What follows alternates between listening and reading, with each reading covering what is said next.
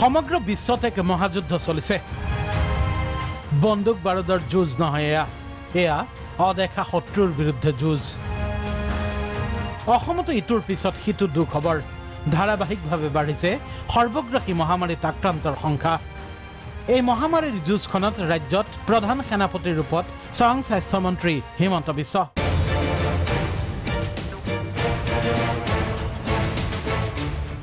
দিন নিশা নিৰন্তৰ ব্যস্ত মন্ত্ৰী হিমন্ত বিশ্ব শৰ্মা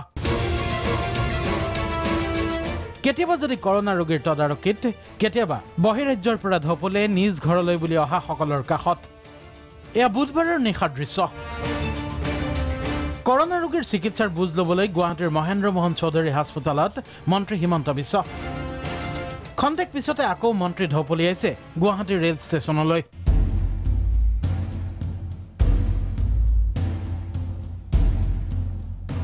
বহিৰাজ্যৰ পৰা অহা ৰেল যাত্ৰীৰ স্বাস্থ্য পৰীক্ষাৰ তদাৰক কৰিছে স্বাস্থ্যমন্ত্ৰীয়ে কলৈ যাব ক'ত থাকিব কি কৰিব সকলো তন্নতন্নকৈ চাই বিষয়া কৰ্মচাৰীক দিছে নিৰ্দেশ প্ৰতিকূল বতৰ তথাপি জিৰণি লোৱা নাই মন্ত্ৰীয়ে একে নিশাই এয়া সৰুসজাইত মন্ত্ৰী হিমন্ত বিশ্ব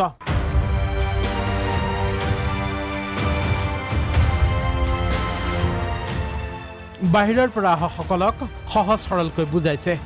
খোৱা পানী পালো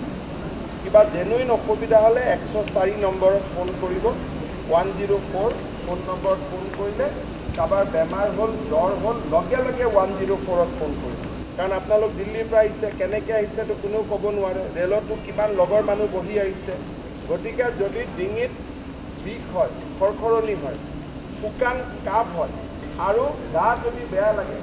এনে ভাগৰত গা বেয়া লগাটো বেলেগ এতিয়াতো চবৰে গা বেয়া লাগিব ইমান কষ্ট যদি গা বেয়া লাগে তেতিয়াহ'লে আপোনালোকে 104 নম্বৰত ফোন কৰি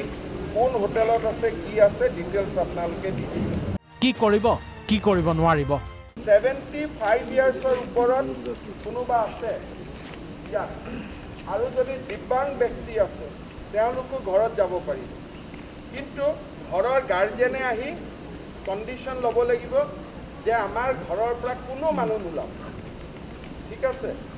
এতিয়া যদি গাৰ্জেন নাই হোটেললৈকে যাওক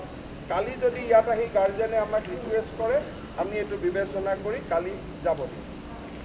ঠিক আছে কোনোবা যদি গৰ্ভৱতী মহিলা মোৰ মতেদি ইয়াত কোনো নাই গতিকে এইটো চেপ্টাৰ গৰ্ভৱতী মহিলা থাকিলেও যাব পাৰি এতিয়া আপোনালোক যে ইয়াত আহিছে 14 দিনৰ কাৰণে আপোনালোক হোটেলৰ পৰা বা সৰুসজাই ষ্টেডিয়ামত য'ত দিব আমাৰ অফিচাৰসকলে তাৰ পৰা ওলাব নোৱাৰে 14 দিন কনষ্টেণ্ট ইয়াত থাকিব লাগিব আপোনালোকৰ এতিয়া আমি সোৱাব ল'ম প্ৰথমতে নাম এণ্ট্ৰি হ'ব সোৱাব লৈ আপোনালোক হোটেলত যাব 14 দিন পাহৰি যাব মাজত যদি আমি ৰিজাল্ট নিগেটিভ দেখোঁ ডাক্তৰে যদি কয় ৰিলিজ দিব পাৰে 6 দিন 7 দিন পিছত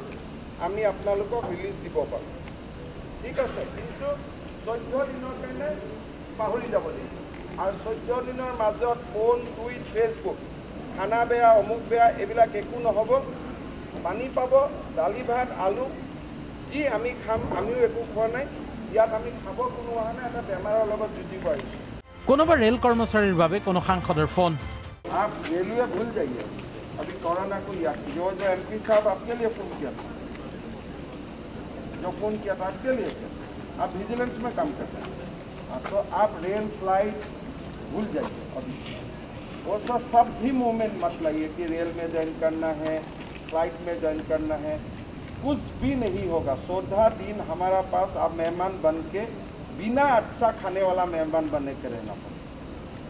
समझ गया से ऐसे तो मेहमान को तो सबसे बढ़िया खिलाता है लेकिन इस समय में बढ़िया भी नहीं मिलेगा फिर भी मेहमान बन के रहना पड़ेगा ठीक है ना